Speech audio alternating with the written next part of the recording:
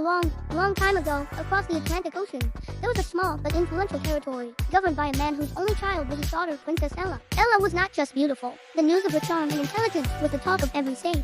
Star every day, wealthy and arrogant heirs from all over the world sought her hand in marriage, but the governor's decision was firm.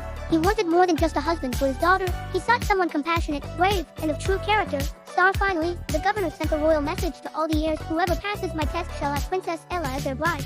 Upon receiving this message, young men, decked out in their expensive cars and designer clothes, boarded a large cruise ship. Laughter and arrogant chatter filled the vessel. Among them was Prince Liam, from the state of Texas.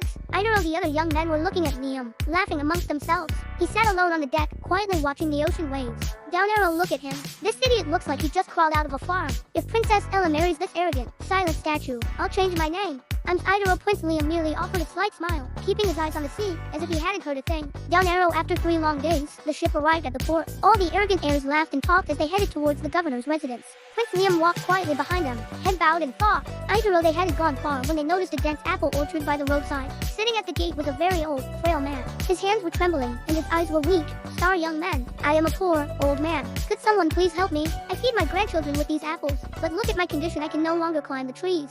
It is human nature to help one another. Down arrow, old man. Consider yourself lucky you're not in my state. We are heirs, not your laborers. Shut your mouth. Another heir stepped forward and forcefully shoved the old man, making him fall to the ground. All the arrogant young men burst into loud laughter.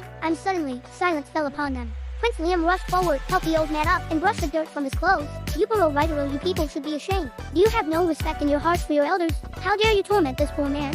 He had no way of knowing you look respectable, but are so arrogant and ill-mannered inside. Times hearing this, Prince Jacob's face turned red with rage.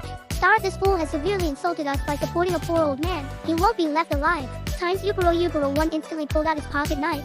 Prince Liam moved the old man aside and drew his sword, which he had brought with him, ready for the fight. But the arrogant heir couldn't stand against Prince Liam for long. Liam showed such swift and agile sword skills that the other's weapon flew out of his hand, soaring into the air, and its tip pierced a large apple hanging from the tree.